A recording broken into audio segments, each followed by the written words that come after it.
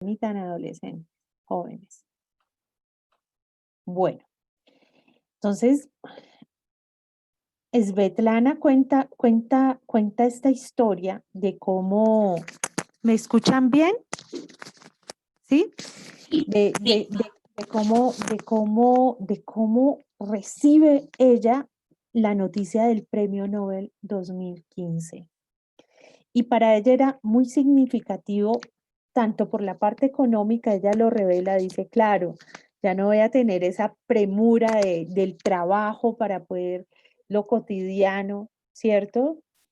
Ya no voy a tener la presión de la censura y ya voy a poder ser más yo, voy a poder ser más Svetlana en todo el ejercicio y la propuesta que esta mujer hace. Y es que de alguna manera todo el Nobel 2015 pues era un hito, y era un hito porque esta mujer, más que cualquier otra cosa, pues es una mujer que es periodista, es una mujer que ha trabajado profundamente la cercanía con el periodismo y es esta su cuna. Pero de alguna manera, en esto que hemos visto durante estos 3 ciclos, pues los formatos se funden y ella fundió el periodismo con la narrativa, cosa que para la academia, para lo formal, pues no debería ser. Una cosa es el periodismo y otra cosa es la narrativa. Y esta mujer llega, y ahí la vemos en una foto además lindísima, de cuando ella comenzó a hacer la investigación con, o sea, con cientos de mujeres que eran veteranas de la Segunda Guerra Mundial. Y lo que hizo fue un trabajo de irse a convivir con ellas para, de alguna manera, no caer en la tentación de ir a extraer la historia y después irse.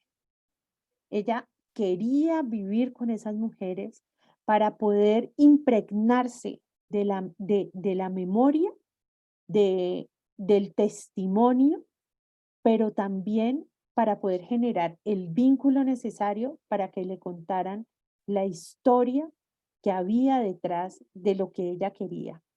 Porque resulta que ella tiene un principio muy bello, ¿no? Ella dice que ha llegado el día de las historias del pequeño hombre, porque las historias del pequeño hombre son las historias más humanas, porque nos han querido vender la historia del héroe, y especialmente en Rusia, donde ella, bueno, ella nace en Bielorrusia, pero habla ruso y nació cuando era la Unión Soviética, nació en 1948, en mayo de 1948.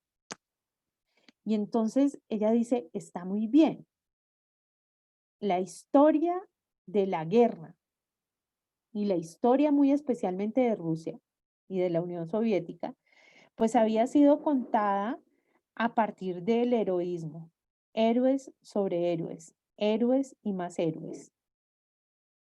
Pero ella dice otra cosa que a mí me parece muy bello, y es que el pequeño hombre ya no quiere ser arena de la historia. El pequeño hombre ya no quiere ser arena de la historia. Y ese pequeño hombre, pues entonces ella se da la tarea de preguntarle, porque cuando le dicen a ella, ¿y por qué el pequeño hombre no está dentro de la historia grande? Dice, porque nadie le ha preguntado.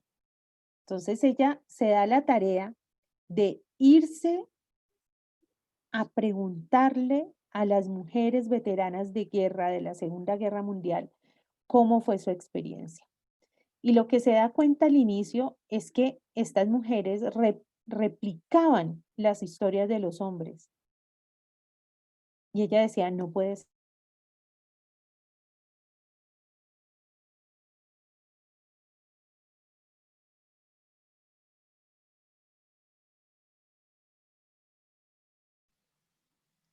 ¿Pasó algo con la red de Vera?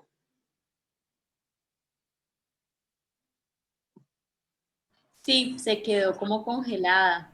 Sí, se fue la señal de ella. Era yo. Yo también, yo dije miércoles, me levanté a abrirle la puerta a la perra, se estaba raspe que raspe y se quedó callada. Me venía así como las niñas regañadas en colegio, de ay,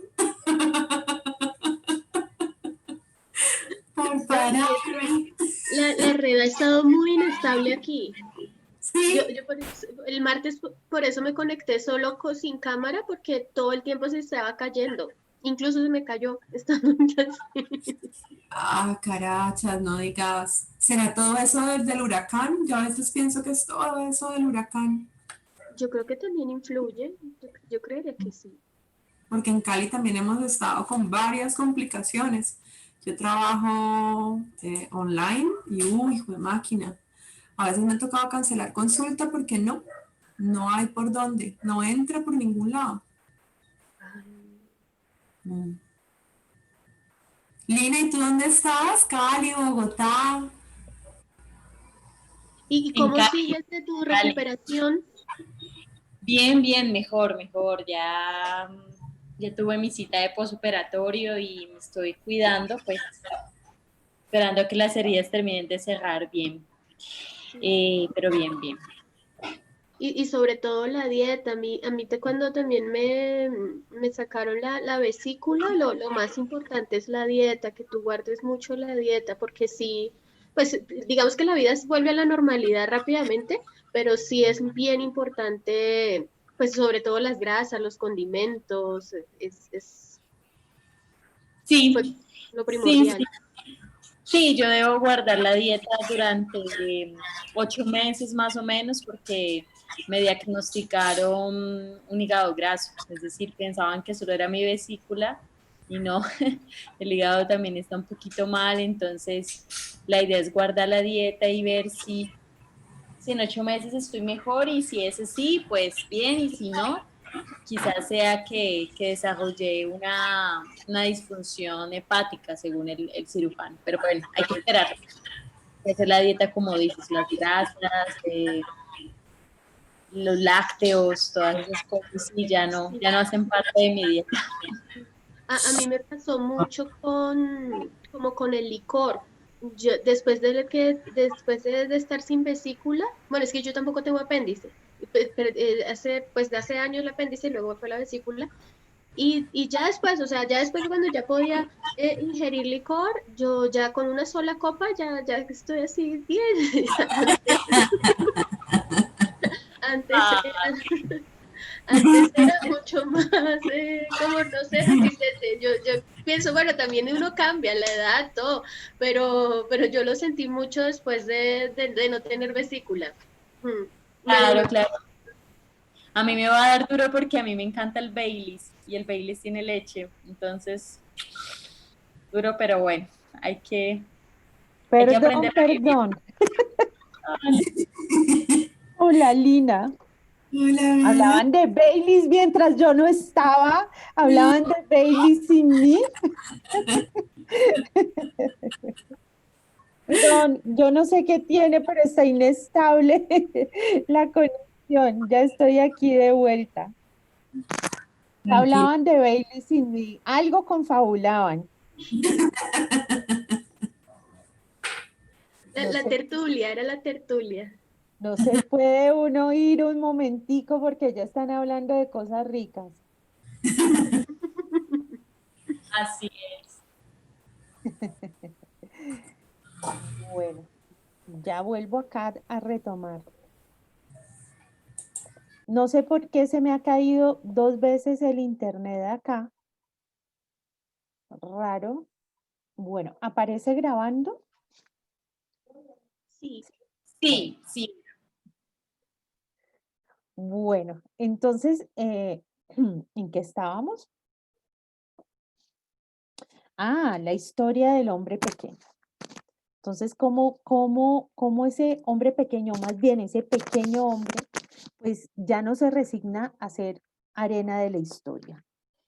Y cómo esta mujer se mete entonces en las casas de las mujeres eh, y encuentra que las mujeres repiten la historia oficial cuando son entrevistadas.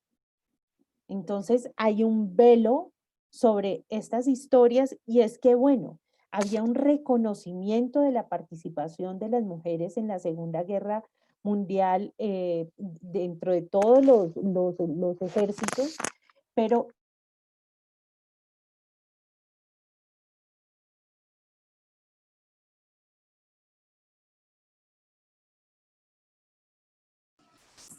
¿Se nos volvió a ir Vera? Sí, se nos volvió a ir.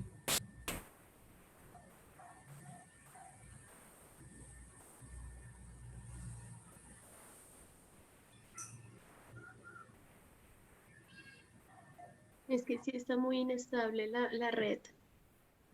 Sí, y yo creo que como lo que estaban diciendo ahora, por lo menos en Cali que ha estado lloviendo tanto, el internet a mí también me ha fallado demasiado, por eso es que tampoco a veces prendo cámara porque me pone súper lenta la red.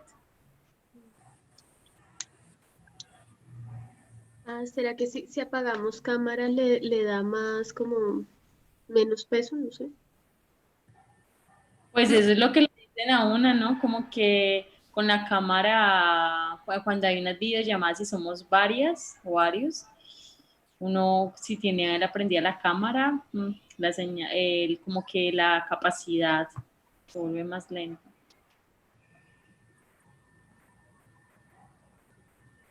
Tenemos que portarnos bien porque nos están grabando.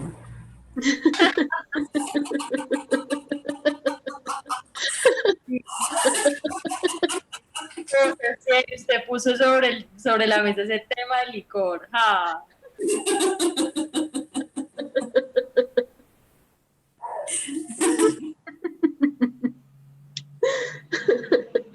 Sí, empezamos con temas médicos muy serios. Como para que quede constancia en la grabación.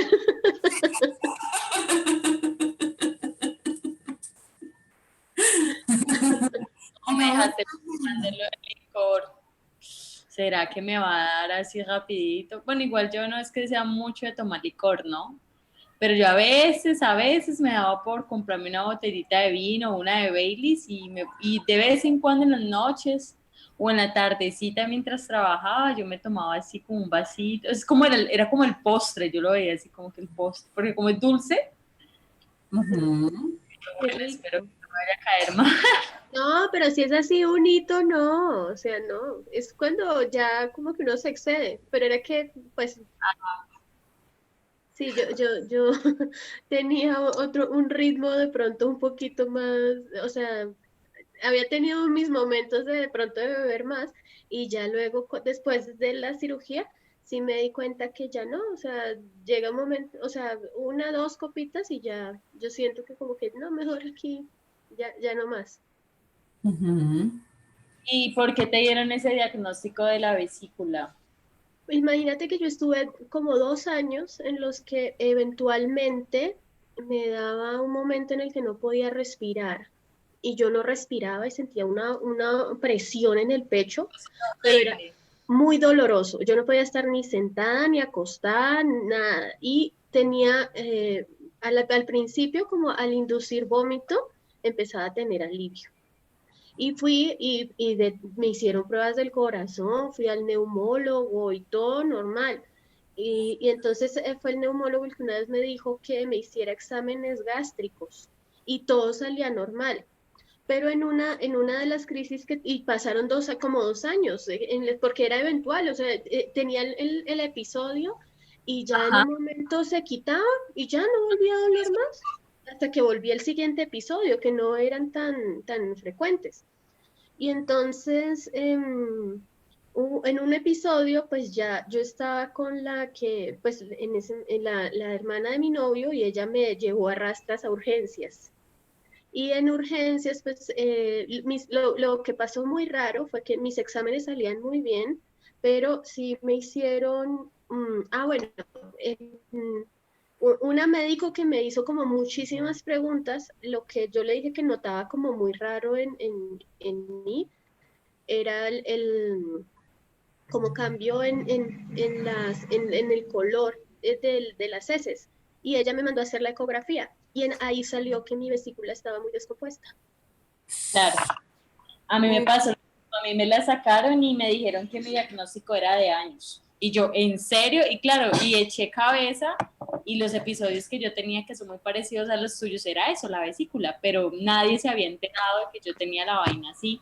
Y pues hasta ahora que pues me la sacaron y encima de eso pues que mi hígado está en el estado en el que está. Lo que me dio mucha risa fue que el médico me dijo, tu hígado es como de una señora de más de 60 años. Y yo, ¿qué? Y yo apenas tengo 26. Entonces eso era como increíble porque fue muy silencioso. O sea, yo ni idea. O sea, yo tenía esos episodios y los médicos pensaban que era gastritis. Y yo, pues sí, yo toda mi adolescencia sufrí de gastritis, pero no, eso era la vesícula. Entonces, tenaz. Hola, a ver, volviste. Ahora ya no estamos hablando de... Ya estamos viejitas con enfermedades, ¿sí viste? Nos acabó la adolescencia así. Copita de vino y de repente la vesícula, el hígado graso. Sí. Yo tendría un montón de cosas que aportar a esta conversación. Lina, pero ¿cómo sigues? Mejor. Mejor. Les confieso que obviamente pues me puso triste la noticia de mi hígado, pero bueno, como le decía ahorita a las compañeras, pues es cuidarse, es hacer pues esa dieta que le envían a uno durante un buen tiempo y esperar en 8 meses que me hagan de nuevo los exámenes hepáticos, cómo estoy, y bueno, esperar que todo salga bien. Incluso, pues me impresionó mucho porque no sé si ustedes se acuerdan que una vez yo había escrito algo sobre mi vesícula, el día que escribimos sobre el cuerpo. Entonces sí, era como muy... Luego lo leí y pensé y dije, bueno, tenía yo mucha razón de escribir eso. Pero bien. El cuerpo que es tan sabio y habla de una manera tan clara. Nosotras más bien sorditas, a veces nos le toca al cuerpo gritar para poder que lo oigamos. Es cierto. Lo digo por experiencia propia, que eso es lo que me ha pasado a mí en un montón de cosas, mejor dicho. Bueno, entonces volvemos al cuento de Svetlana. No, yo espero que ya no me saque más. Además me conecté al celular para poder estar con ustedes también. Y que se deje contar el cuento de Svetlana porque está lindo, ¿no? Sí. Esta mujer es poderosísima.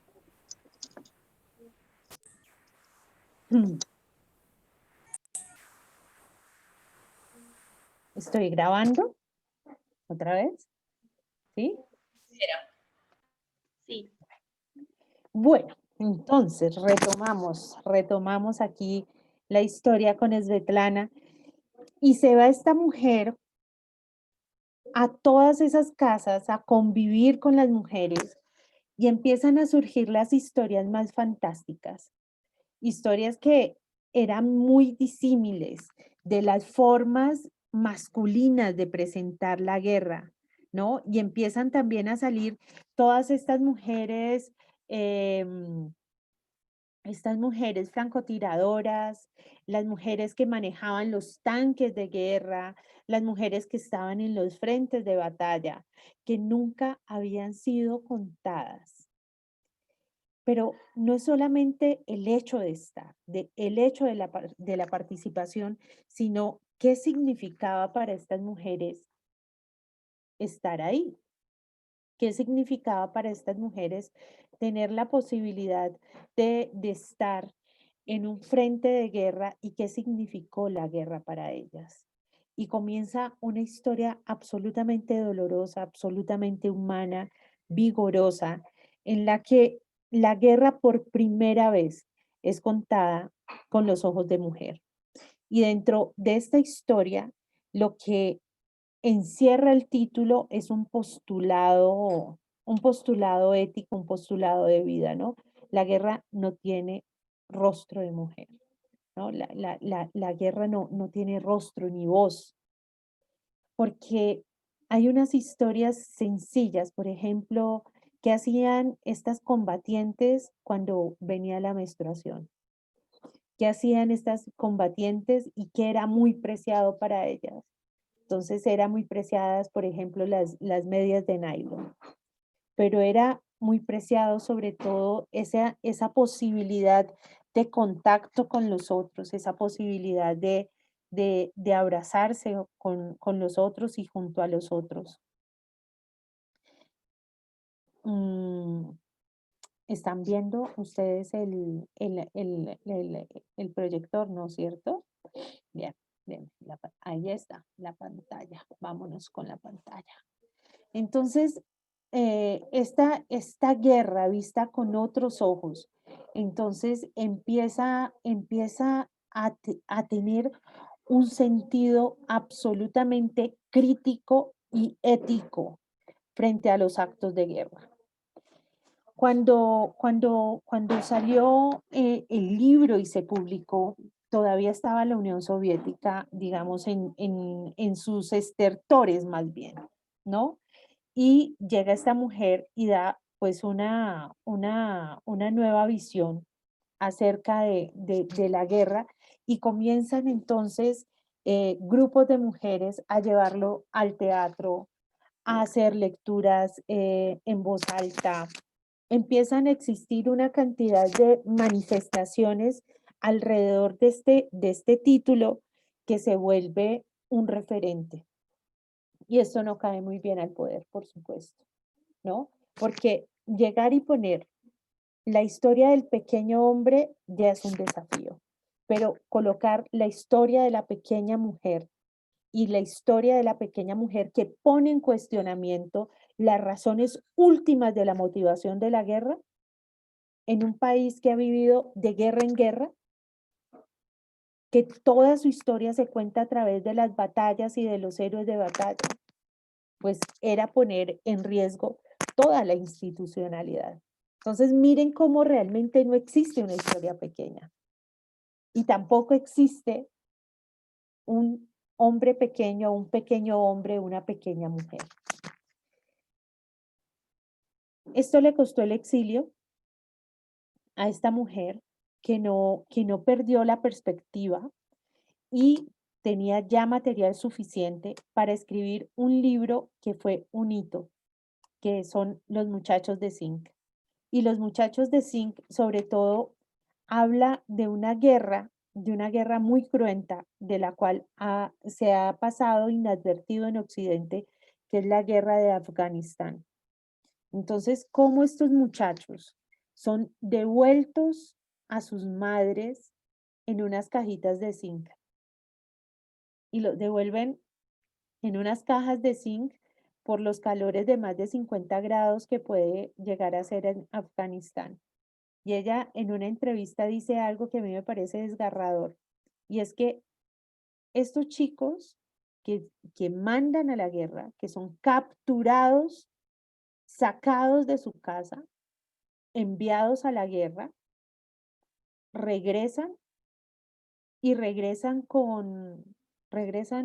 sin posibilidad de una vida normal, sin la posibilidad de una vida, y les roban la inocencia. Y les toca después aprender a vivir con el horror de la muerte a cuestas. Y cuando los devuelven muertos, cuando llegan esos muchachos de zinc, ¿no? En estos ataúdes, pues es el inicio de la guerra para la madre.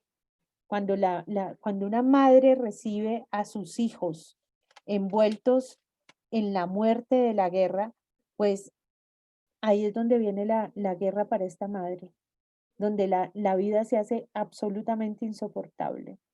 Entonces, el cuestionamiento permanente que ha tenido Svetlana con la guerra, a mí me parece una postura ética profunda, necesaria, y que proviene ¿de qué? De ir a conocer las historias reales, concretas, para poder contarlas desde lo periodístico en su transición a lo narrativo. Los puristas dirán pues que no, que eso es un absurdo, que cómo esta mujer va a coger y va a entrevistar y de ahí va a sacar primeras personas. Pero no solamente es esto, es la posibilidad que ella tiene de devolverle voz a la gente que no tiene voz. Entonces vemos como Clarice Lispector, vemos cómo muchísimas de las escritoras se han peleado con el formato y han podido han podido ser a pesar del formato. Y en el caso de Svetlana, pues es una fusión de lindero entre lo periodístico y lo narrativo. En 1986 ocurre la tragedia de Chernobyl. Yo no sé si ustedes han visto la serie Chernobyl presentada por HBO. Yo no sé yo creo que fue el año pasado. Ahí pasó algo muy singular, y es que a Svetlana le compran los derechos de unos capítulos de un libro que se llama Las voces de Chernobyl. En Las voces de Chernobyl, esta mujer se va a entrevistar a las sobrevivientes y a los sobrevivientes de una desgracia que nos pone de manifiesto cómo la tecnología se nos salió de las manos a los seres humanos. Cómo podría llegar a ser esta una tragedia de la cual todavía no sepamos las consecuencias que tuvo para la Tierra y que tuvo, por lo tanto, para nosotros. Cómo arruinamos esa creación sagrada y magnífica que es Madre Tierra a partir de la energía nuclear y a partir de una desgracia en la cual por fallas del sistema y del sistema humano, pues se vertieron toneladas de radiación y toneladas de muerte a todo un sector que no fue nada más Chernóbil, ¿no? Mi cuñada, que es polaca, nos contaba con muchísima tristeza cuando, como ella tenía cerca de 8 años, cuando sucedió Chernóbil, y ellos en Polonia, en Gostyń, alcanzaron a ver estas nubes fluorescentes. Entonces, en el pueblo lo que decían era que miraran en el cielo la Virgen María, pero realmente lo que venía era la nube de radiación de Chernobyl. Y la mayoría de mujeres de la edad de mi cuñada no han podido tener hijos. No pueden tener hijos. Porque todos salieron a ver, porque nadie les dijo qué era lo que estaba pasando en ese momento.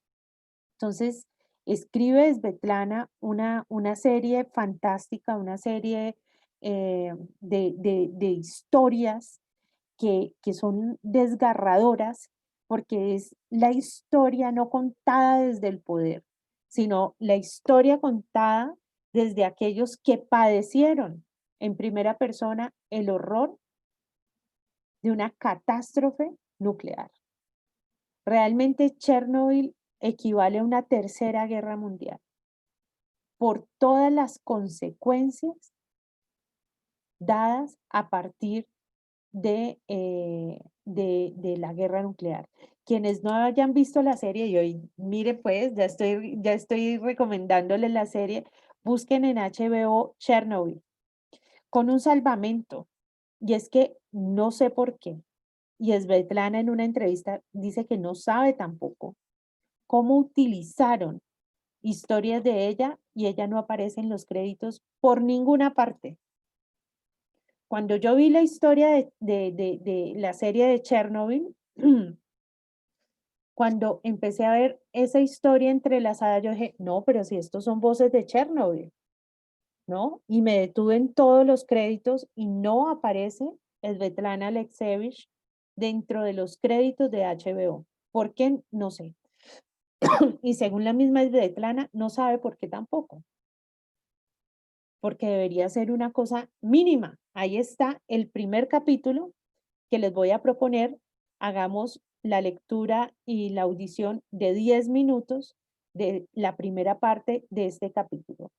Porque hoy que estamos cerrando los 3 ciclos, volvemos a la pregunta de Virginia Woolf que nos unió la primera vez.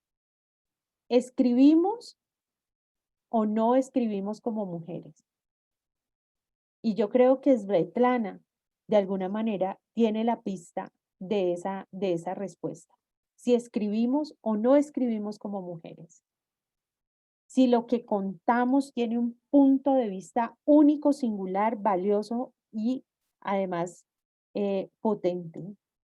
Entonces, esta mujer, pues claro, se ha ganado el rechazo del gobierno, la persecución del gobierno, pero después pudo volver. Y pudo volver a hacer resistencia a un régimen que le dio la espalda al pueblo, que le dio la espalda a su gente y que se fragmentó sin poder sostener lo que fue aún la validación de gente del pueblo que luchó contra los zares. Siempre el poder, cuando se engolosina con el poder, se envenena y termina traicionando a los que lo llevaron al poder, que es la gente del pueblo, es la gente de abajo. Entonces estamos frente a una mujer portentosa, ¿no? Una mujer que tiene un método de trabajo y una metodología de trabajo que ella ha cuidado durante toda su vida y que tiene que ver con ir y hablar de la realidad. Le preguntan a ella, ¿y algún día ficcionará? Y dice, ¿y por qué ficcionaría? ¿Y por qué ficcionaría si lo que existe es más poderoso de lo que yo puedo imaginar? ¿No? Algún día inventar, ¿para qué? ¿Para qué? Dice ella. ¿Para qué? Lo que tengo que conocer es profundamente la realidad que transito para poder contar, para poder ser historia de otros también. Entonces, esta mujer, yo se las quiero presentar de una manera así como todas, yo creo. Pero esta mujer es una mujer contemporánea, es una mujer contemporánea nuestra. Es una mujer que le ha tocado luchar contra el poder para poder escribir. Es una mujer que se ha dado la tarea de meterse a la casa de la gente y ser amiga de la gente para poder tener la legitimidad de la palabra y de la historia de la gente que ella narra. Y además es una mujer sencilla, es una mujer sin aspavientos, es una mujer que no se ha dado a la tarea de ser un personaje de sí misma, sino es una mujer que ama tanto la no ficción que ella misma es realidad, que ella misma se proyecta en la posibilidad de ser honesta y honradamente lo que es, que me parece a mí una cosa pues fantástica, ¿no? Y aquí una de sus frases dice, he escogido un género y está hablando del periodismo donde las voces humanas hablan por sí mismas. Y es que en todas las historias de Svetlana no tenemos una voz única que narre, porque esta es una mujer que además es la mujer de las polifonías, es la mujer que se permite narrar un mismo hecho histórico desde muchos puntos de vista. Entonces, no existe esa univocidad que es a veces tan perseguida, ¿no? Ella le apuesta por otra cosa. O sea, te voy a contar algo, pero te lo voy a contar desde todos los puntos de vista que me sean posibles. Y finalmente, ese fractal, esa, esa, sí, ese fractal, esa colcha de retazos que se va armando, y se lo arma es el lector. El lector es el que tiene el derecho a llegar y decir, pasó esto. Entonces, si el lector tiene derecho a las conclusiones, pues van a existir tantas conclusiones como lectores hayan. Es decir, lo que ella aboca no es por las certezas, sino por presentar una serie de visiones sobre un hecho histórico que permite algo muy importante que como humanidad yo creo que tenemos que cultivar, y es el diálogo y, ¿por qué no?, la discusión y la contradicción. Porque todos queremos esa univocidad, esa historia oficial sobre. Y esta mujer dice, no, espérense un momento. Si vamos a presentar la guerra de Afganistán, vamos a presentar en primera voz, pues, a quienes la han vivido. Y quienes la han vivido desde muy diferentes escenarios. Y ella no saca absolutamente ninguna conclusión. O sea, la función de ella como escritora es transparentar de la forma más pura, de la forma más real, lo que los otros le han dicho, lo que los otros han depositado en ella para poder narrar.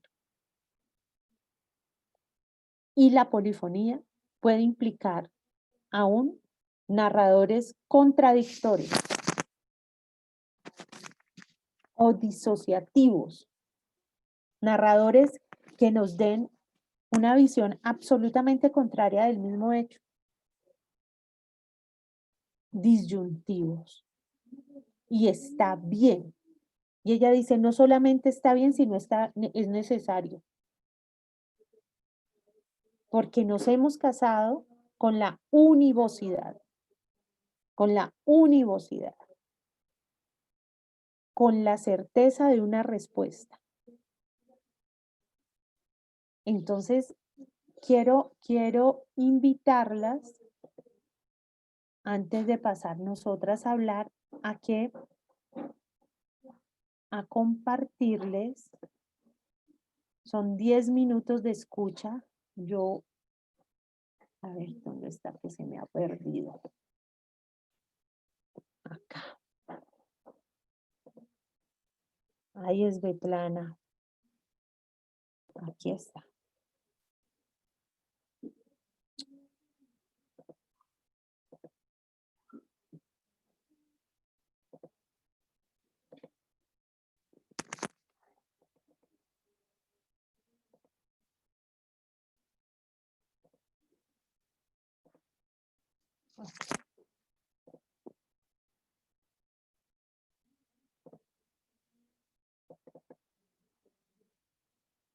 Un ejercicio de escucha de 10 minutos de la primera parte del primer capítulo de Las voces de Chernobyl.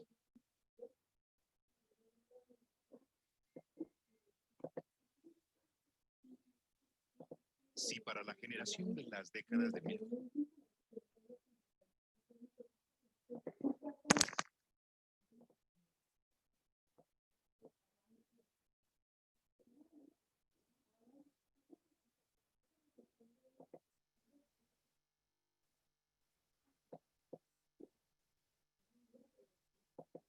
1950 y 1960, el recuerdo horroroso de Hiroshima actualizaba la culpa y el temor al estallido de una guerra nuclear.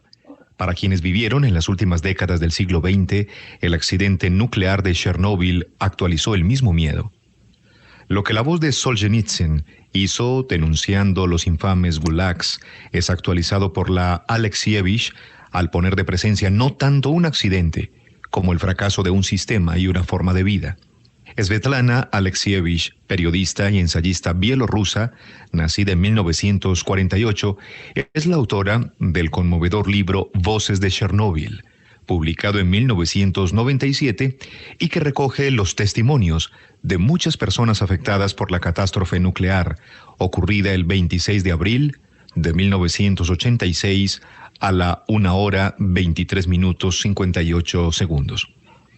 Pero no es un libro sobre Chernóbil, sino sobre sus consecuencias, las pasadas y las futuras, sobre personas a las que les tocó vivir una nueva realidad que todavía existe, pero que aún no se ha comprendido. Aquellos que sufrieron Chernóbil son los supervivientes de una tercera guerra mundial nuclear. Según Alexievich, en este mundo hostil, todo parece completamente normal. El mal se esconde bajo una nueva máscara y uno no es capaz de verlo, oírlo, tocarlo ni olerlo. Cualquier cosa puede matarte: el agua, la tierra, una manzana, la lluvia. Nuestro diccionario está obsoleto. Todavía no existen palabras ni sentimientos para describir esto. La autora nació en Ucrania en 1948. El libro apareció en Estados Unidos el año pasado y ha obtenido el premio del Círculo de Críticos de ese país y el La Paz de los libreros alemanes. Otra obra de la misma autora, Chicos en Zinc, prohibido durante 10 años en su país, destruyó los mitos sobre la intervención soviética en Afganistán. Su nombre ya se había venido mencionando como candidata al Nobel desde 2013 y lo obtuvo en 2015. Acerca de su torturado país de tan solo 10 millones de habitantes, es que fue también uno de los que más sufrieron la Segunda Guerra Mundial, durante la cual los alemanes destruyeron 619 aldeas bielorrusas con sus pobladores. Después de Chernóbil, se perdieron 485 aldeas y pueblos, 70 de los cuales fueron enterrados bajo tierra. Durante la guerra, Bielorrusia perdió la cuarta parte de su población. Hoy el 20% de los bielorrusos vive en un territorio contaminado con todo lo que esto conlleva: enfermedades, el incremento de la mortalidad, el descenso demográfico, el sufrimiento de miles de personas. Por eso la autora expresa: el mundo se ha partido en dos. Estamos nosotros, la gente de Chernóbil, y están ustedes, el resto de los hombres. ¿Lo ha notado? Ahora entre nosotros no se pone el acento «yo soy bielorruso» o «soy ucraniano». «Soy ruso». Todos se llaman a sí mismos habitantes de Chernóbil. Somos de Chernóbil. Yo soy un hombre de Chernóbil, como si se tratara de un pueblo distinto, de una nación nueva. Los héroes de Chernóbil tienen un monumento. Es el sarcófago que construyeron con sus propias manos y en el que encerraron la llama nuclear, una pirámide del siglo XX.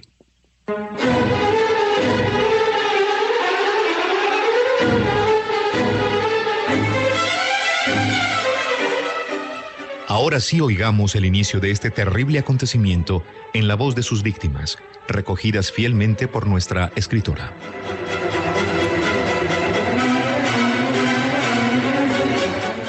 Testimonio de Lyudmila Ignatenko, esposa del bombero fallecido Vasily Ignatenko.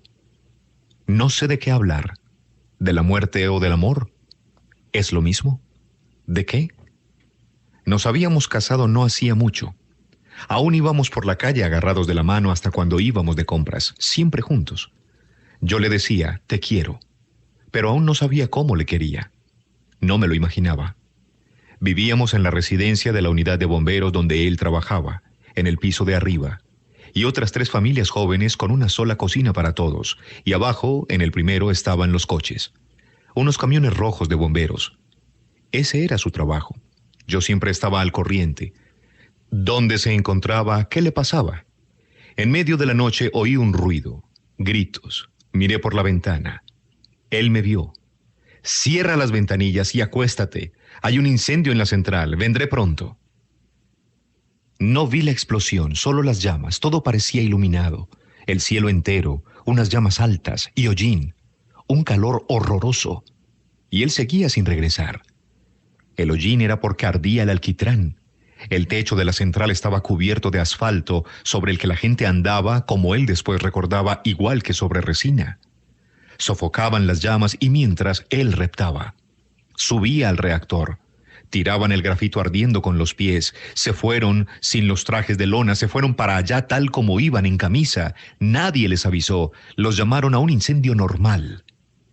Las 4, las 5, las 6. A las 6 nos disponíamos a ir a ver a sus padres, a plantar patatas. De la ciudad de Pripyat hasta la aldea de Sperisie, donde vivían sus padres, hay 40 kilómetros. A sembrar, arar, era su trabajo favorito. Su madre recordaba a menudo cómo ni ella ni su padre querían dejarlo marchar a la ciudad. Le construyeron incluso una casa nueva, pero se lo llevaron al ejército. Sirvió en Moscú, en las tropas de bomberos, y cuando regresó solo quería ser bombero. No quería hacer otra cosa. Calla. A veces me parece oír su voz, oírle vivo. Ni siquiera las fotografías me producen tanto efecto como la voz. Pero no me llama nunca, y en sueños soy yo quien lo llamo. Las 7. A las 7 me comunicaron que estaba en el hospital. Corrí allí, pero el hospital ya estaba acordonado por la milicia. No dejaban pasar a nadie, solo entraban las ambulancias. Los milicianos gritaban: «Los coches están contaminados, no os acerquéis». No solo yo, todas las mujeres vinieron, todas cuyos maridos estuvieron aquella noche en la central. Prohibido pasar. Corrí en busca de una conocida que trabajaba de médico en aquel hospital. La agarré de la bata cuando salía de un coche. «Déjame pasar». «No puedo, está mal. Todos están mal». Yo la tenía agarrada. «Solo verlo». «Bueno», me dice, «corre. 15, 20 minutos». Lo vi. Estaba hinchado, inflado todo. Casi no tenía ojos.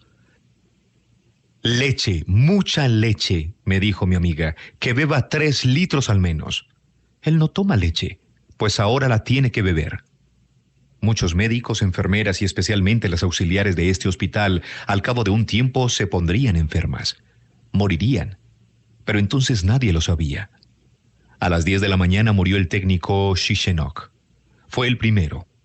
El primer día. Luego supimos que bajo los escombros se quedó otro. Valera Yodemchuk. No lograron sacarlo.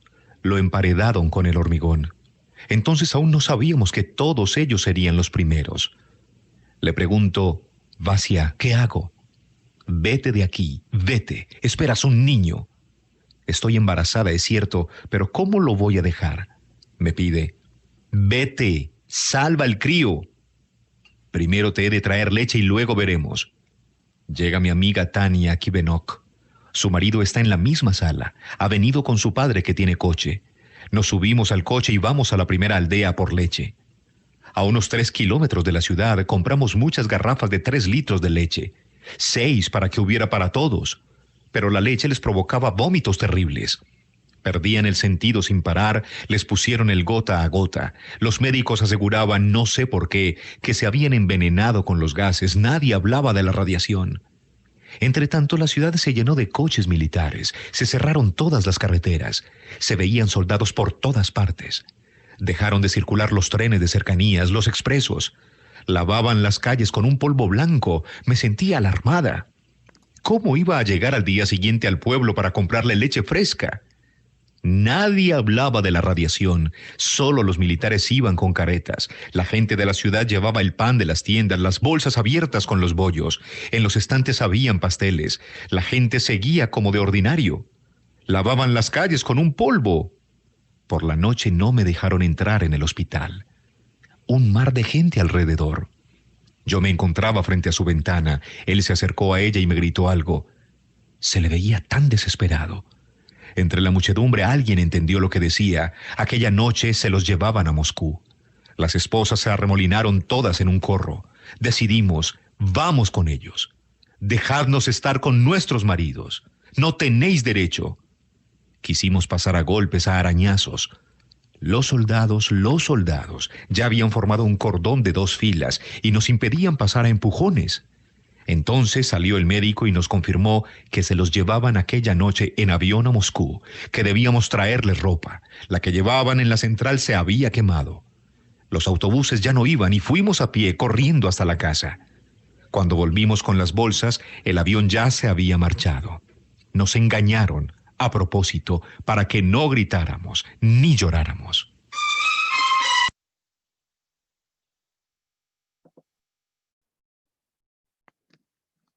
Bueno, queridas, esta es la primera parte de ese primer capítulo. ¿Conocían a Svetlana? ¿Tienen referencia de ellas? ¿Cómo les ha llegado esta mujer? Yo estuve leyendo Voces de Chernobyl precisamente esta semana por más de adelantada, porque está en la plataforma el libro.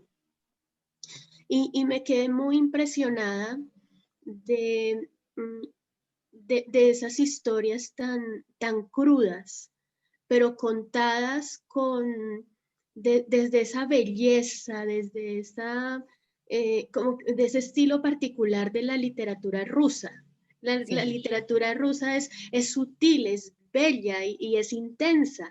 Y así se sienten las historias. Y cada monólogo es, es, es impresionante los temas éticos que toca, los dilemas éticos que tuvieron que afrontar las personas que trabajaron allá, la forma como cada quien desde su cotidianidad puede manifestar una realidad tan cruel y una realidad de la que realmente nosotros no tenemos tanto conocimiento, o sea, realmente de algo que no se habla.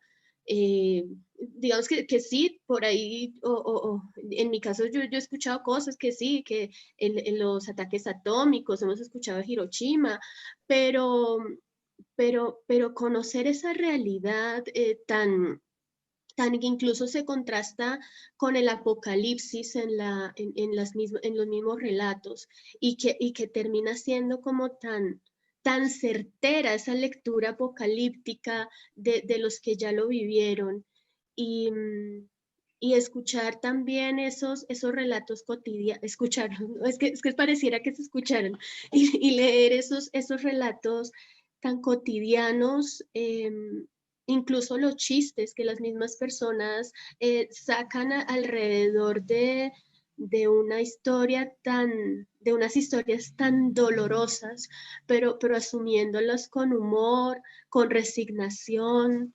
el hecho de ella también como escritora, a mí me impresionó cuando la señora que menciona que pues ya es hora de comer, comamos, pero pues igual usted sabe que aquí la comida está irradiada. Y mire, aquí vino alguien y no me quiso, yo le ofrecí agua y no me quiso recibir, que porque traía su botellita. Y viene la gente aquí y quiere que yo me abra y cuente mi historia, pero ni siquiera se abren a tomar un vaso de agua de la que yo le ofrezco. Entonces, ella logra llegar al corazón de las personas, llegar a los hogares y el poder mostrarnos unas historias muy fuertes, pero, pero, pero en medio de una belleza y de una sutileza magistral. Yo estoy muy impresionada con ese libro.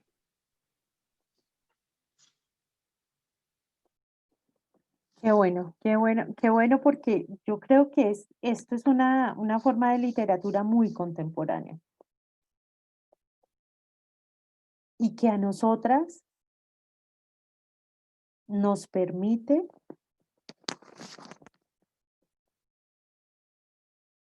abrirnos en las posibilidades de llegar a otras historias.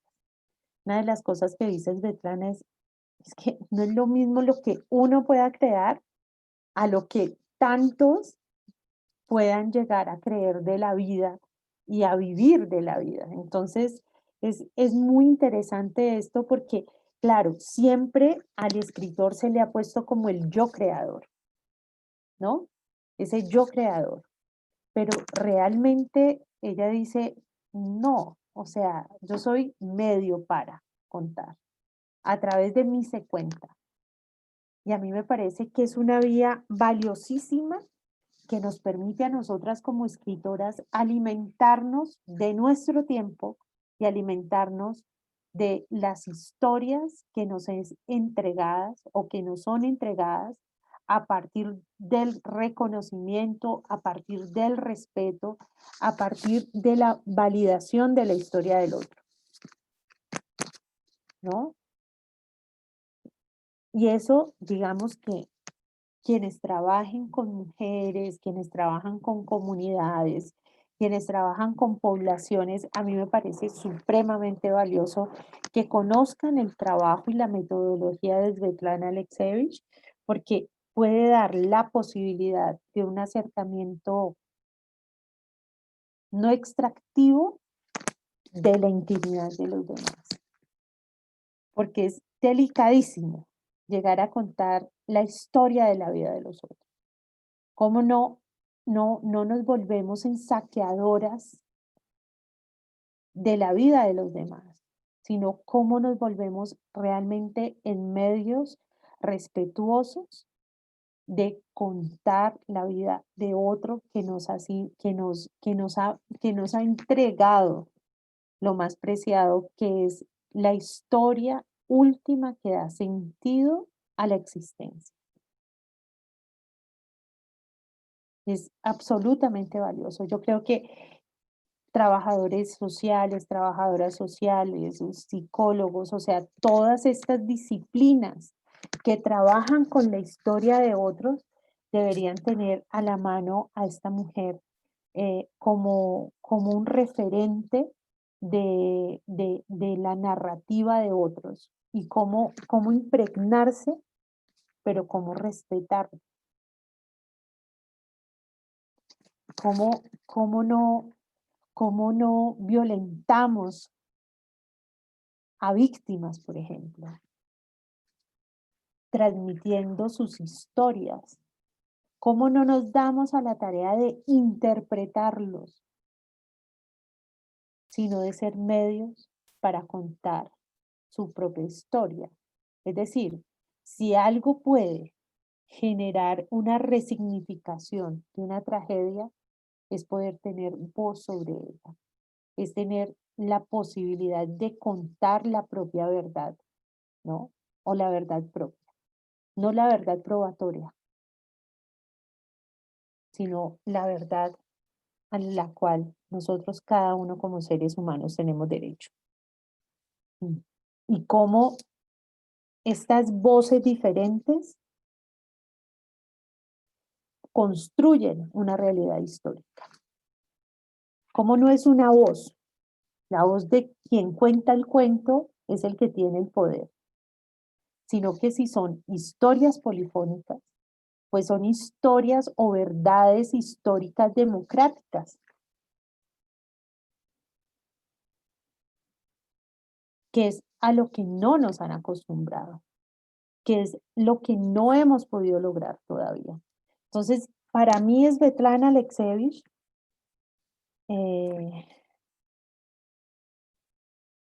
tiene ese mérito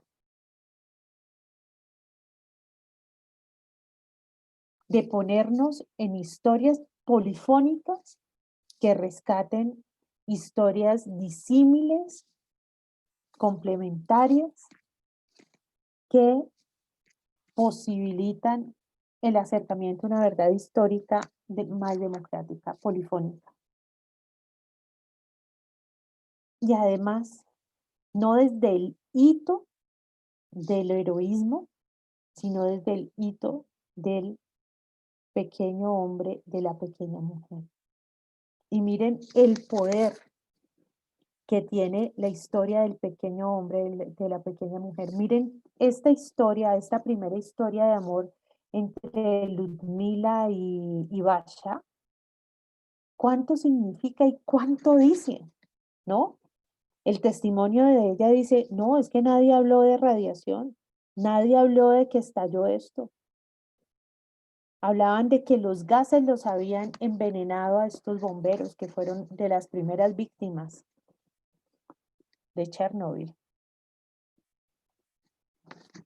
Y dice, ¿cómo se los arrebataron? Pero la gente caminaba por la calle sin conocer la verdad. Realmente esa es una verdad tardía, ¿no? Realmente la gente se da cuenta de que había sucedido una catástrofe nuclear muchísimo tiempo después.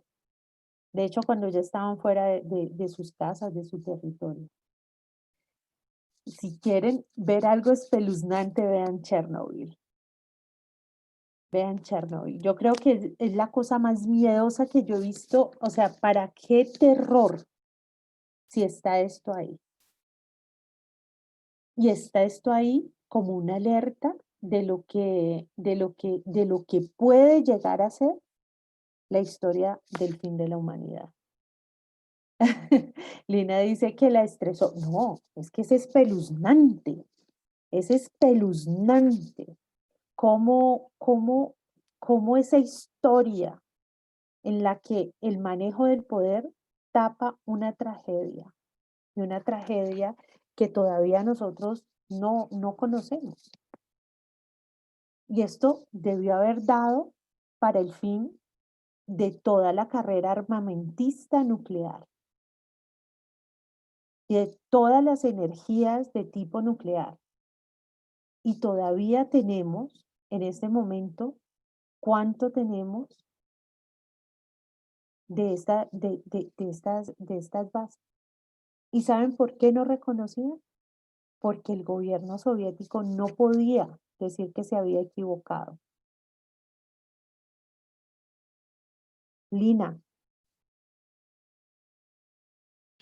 Sí, ahora escuchándolo, el relato, pues yo no he leído el libro, no la conocía tampoco, pero pues yo soy trabajadora social de formación y ahorita que decías como que esta mujer podría ser un referente para precisamente trabajar con comunidad y demás, creo que sí, es muy pertinente y me hizo como, de una me hizo conectar con mi trabajo de grado, porque mi trabajo de grado fue precisamente un ejercicio narrativo y en el cual yo pude escuchar y ayudar a escribir a las mujeres sobre qué implica esto de cuidar de niños, niñas, ¿no? Y más que el cuidado, eh, es una categoría que apenas se está empezando a estudiar desde las ciencias sociales y adicional a ello es una categoría que de alguna otra forma nos ubica como mujeres o como lo femenino en un lugar, ¿no? Como el lugar de lo privado y no nos permiten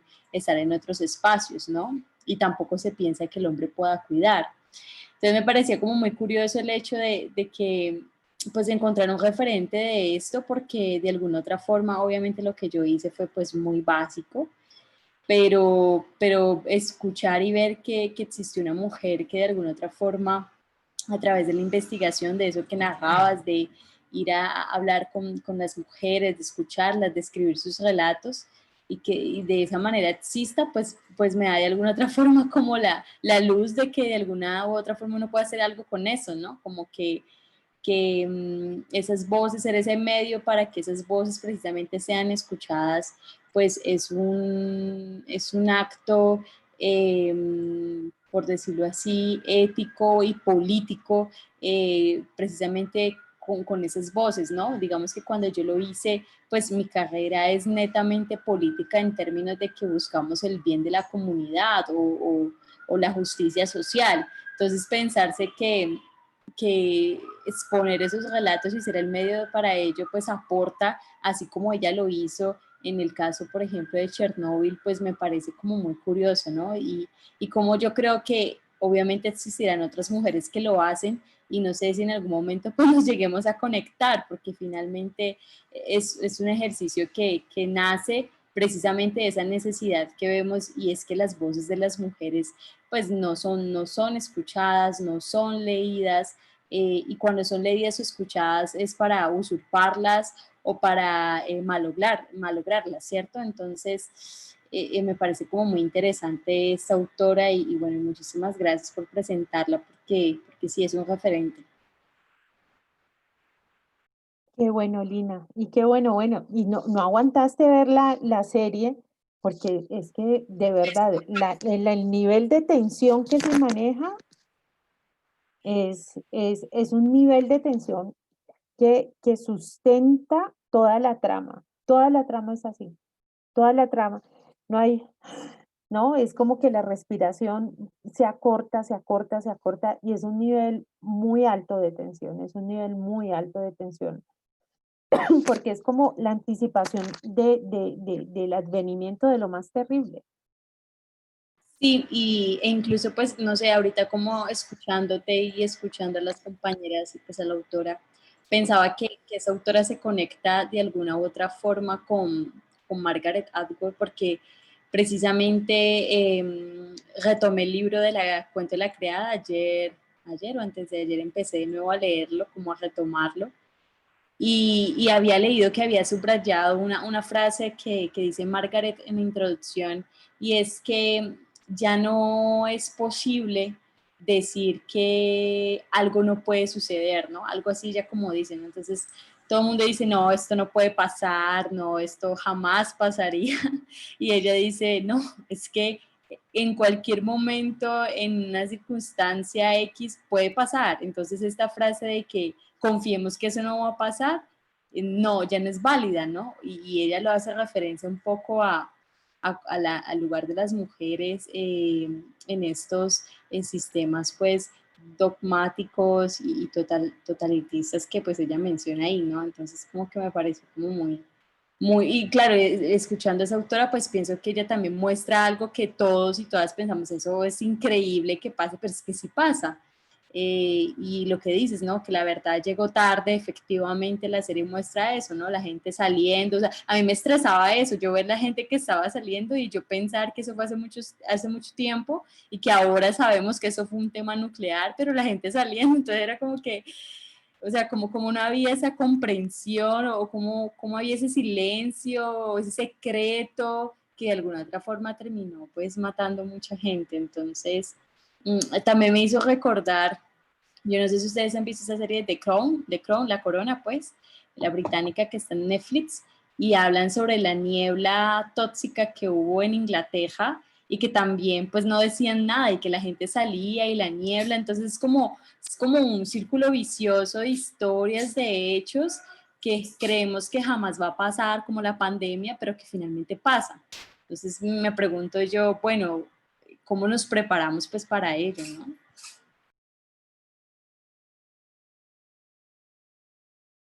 ¿Cómo vamos además retomando las historias de los pequeños hombres, de las pequeñas mujeres? ¿Cómo nos impregnamos nosotras que tenemos la benevolencia de la escritura para generar esa polifonía, ¿no? Que es tan necesaria para generar nuevos puntos de vista? Sí, e incluso eso también me hizo recordar, ahorita que hablabas de esas voces como marginadas, por decirlo así, me hizo recordar a ese autor de Boris Cyrulnik en su texto de los fantasmas, el murmullo de los fantasmas, cuando él dice que que detestable la sociedad que siga creyendo en héroes.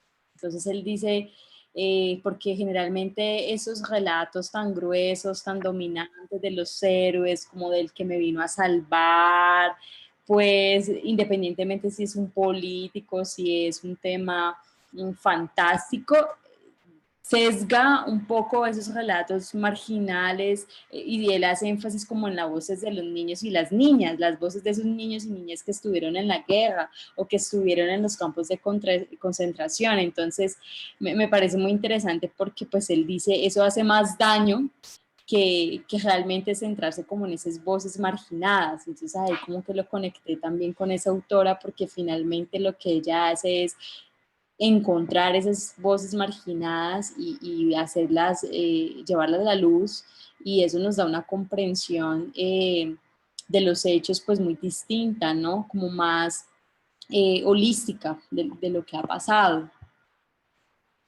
Claro, además porque el héroe siempre viene desde el poder. Total. El héroe siempre viene desde el poder. Y el resto son pasivos absolutamente. Entonces, esa visión del heroísmo nos ha quitado la posibilidad de encontrar valor a la vida cotidiana. Miren, ¿de qué habla Ludmila? De la vida en Pripyat, de la leche que tenían que ir a conseguir para poder curarlos, en solo un dato es capaz de hablar un montón. Dice que fueron por seis botellas para todos, para que todos pudieran tomar. Iba ella con la esposa de otro, pero no solamente consiguen leche para sus maridos, sino que consiguen la leche para todos, consiguen la leche para todos. Por ejemplo, cuando habla de Basha, dice, que a él le encantaba ir a sembrar patatas.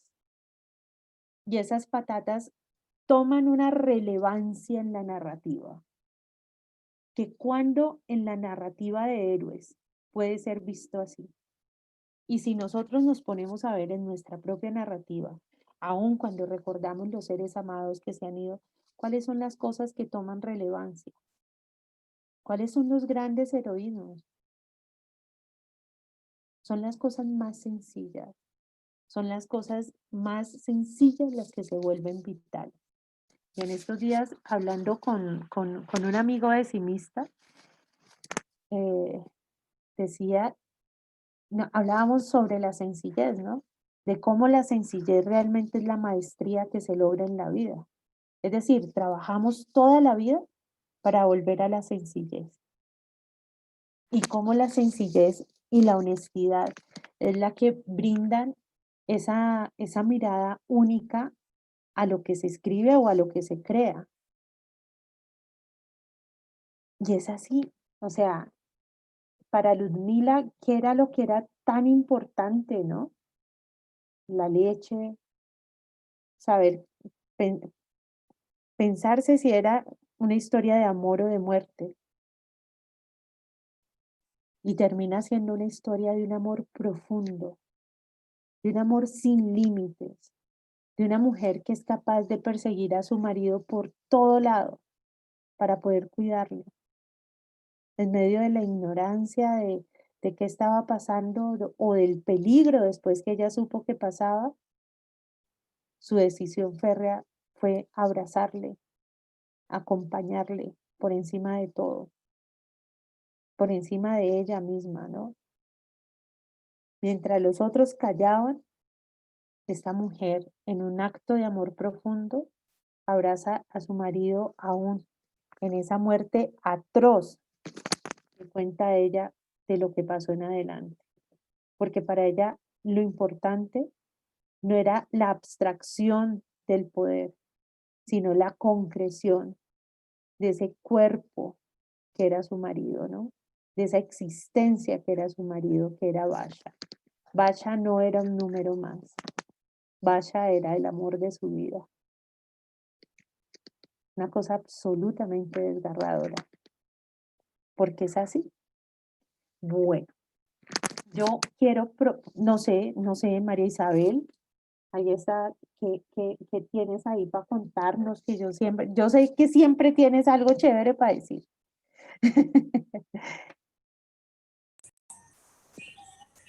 No, estoy muy impactada también, no la conocía, ¿verdad?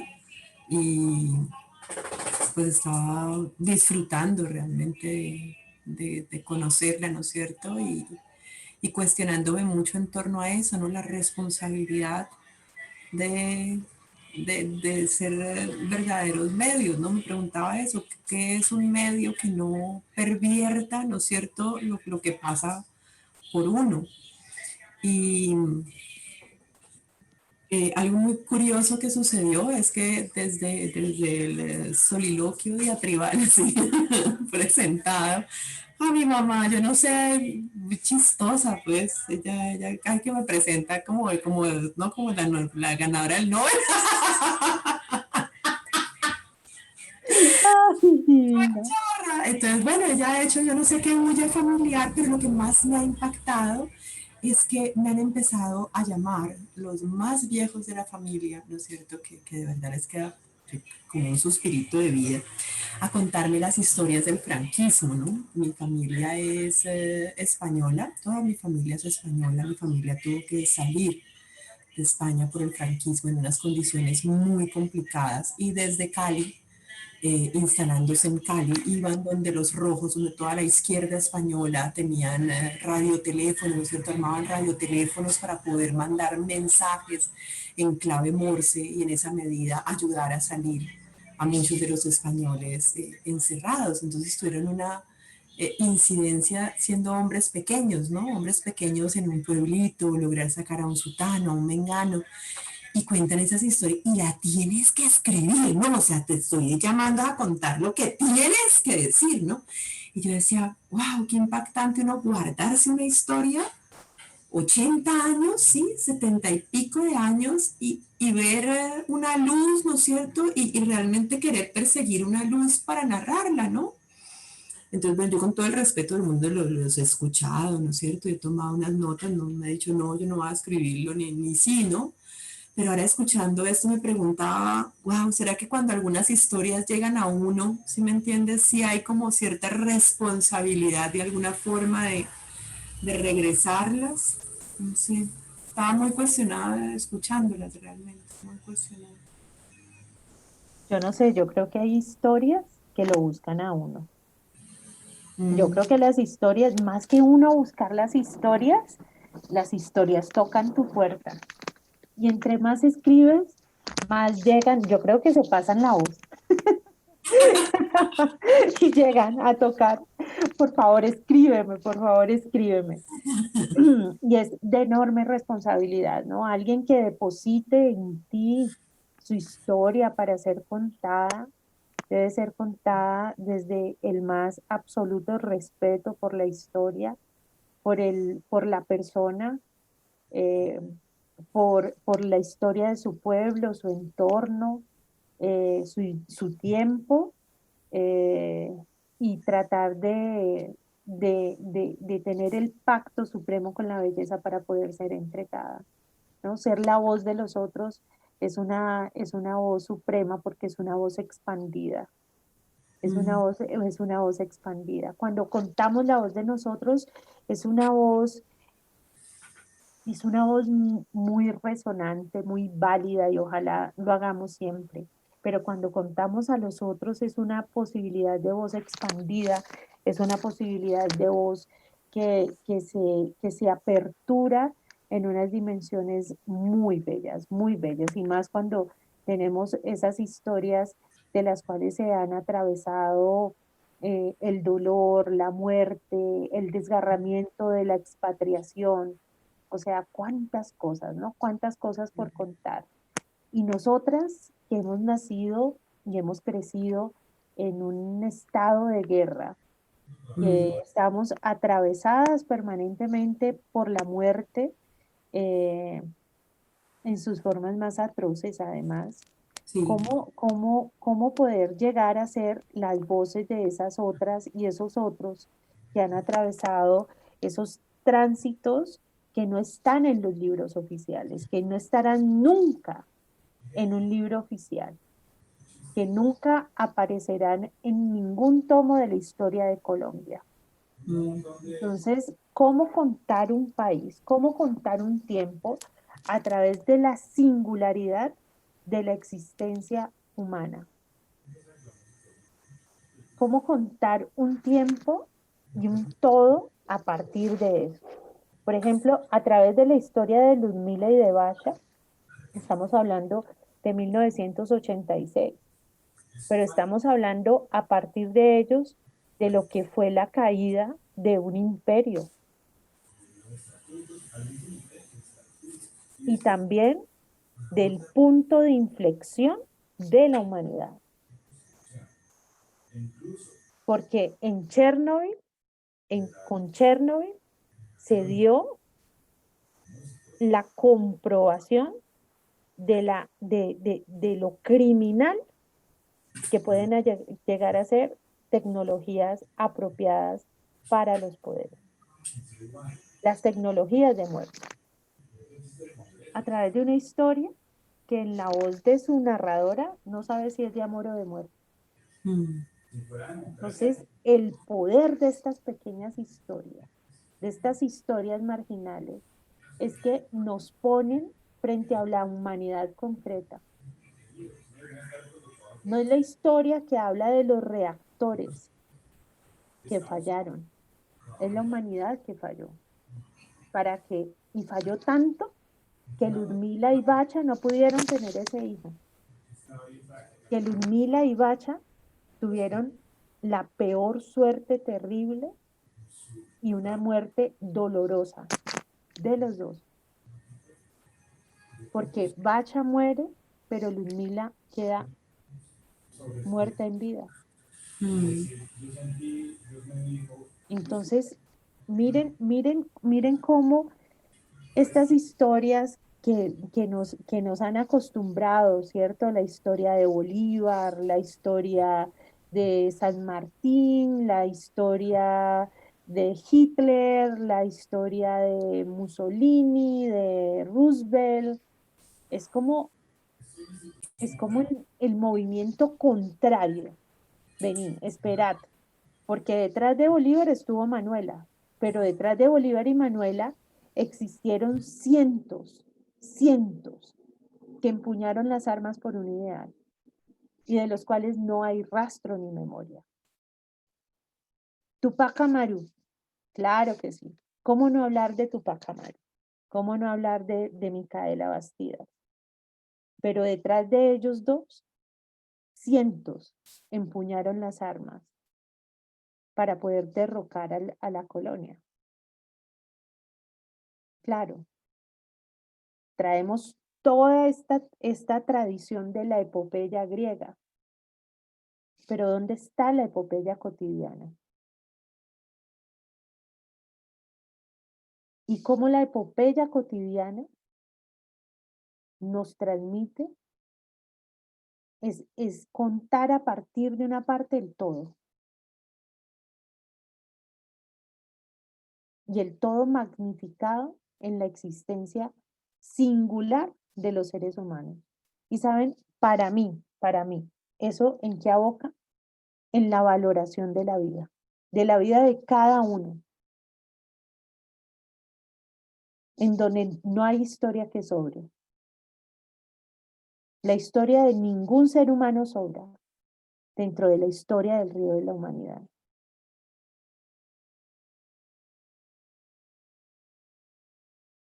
No hay ninguna historia que sobre. No hay ninguna historia que esté de más.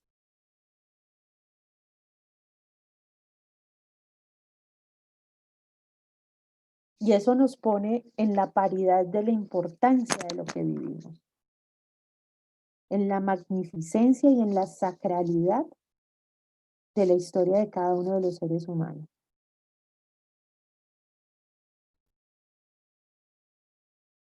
Porque en las historias de los héroes, yo no sé si ustedes se han dado cuenta, es una cosa muy chistosa, cuando éramos chiquitos con mis hermanos veíamos las series, ¿no? Y mi hermano Lizardo, que ahora es escritor para niños, llega un día y me dice, ¿tú sabes de dónde sacan tantos suicidas? Y yo, ¿cuáles suicidas? ¿De qué me estás hablando? Pues sí, esos que contratan para que mueran en todas las series. O sea, él pensaba que morían de verdad y que eran suicidas, que una cosa loca, ¿no? Pero claro, es que uno ve las series, las películas, y matan a uno y matan al otro, y caen, caen, caen, y caen, y no importa. Son extras. Son extras que no tienen ninguna importancia dentro de la trama central. Entonces caen, caen, caen, caen. Le tocó un poco de trabajo a mi hermano comprender que no eran suicidas, que se hacían. Yo le dije, pues que se hacen los muertos. No, mira, le tiran, o sea, hacen tiros.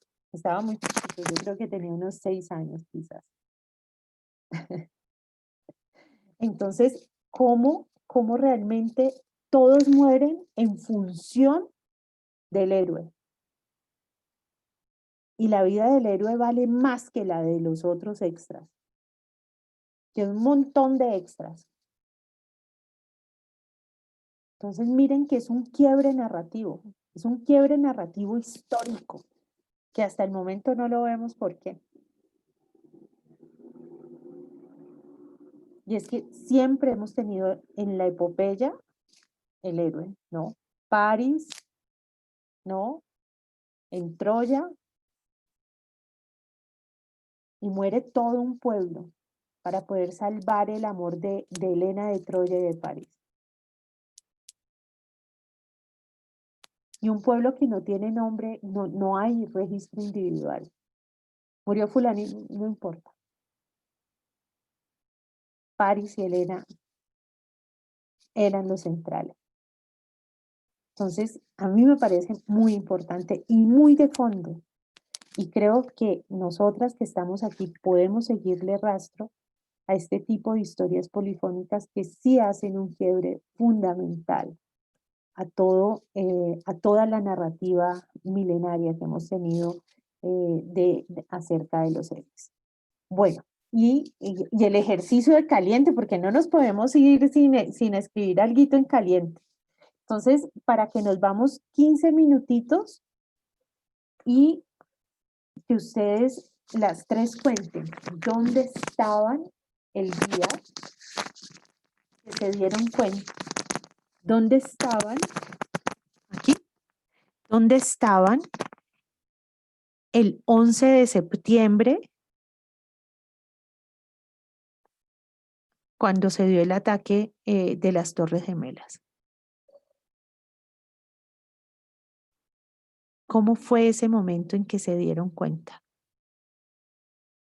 1 o 2 párrafos en los que ustedes puedan contar dónde estaban, cómo se dieron cuenta. ¿Listo? Y yo voy a hacer mi relato para que lo juntemos y podamos ver un intento polifónico de un momento histórico. ¿Vale? Entonces nos vemos en 15 minutos. Hacia las 9:05. Ya nos vemos.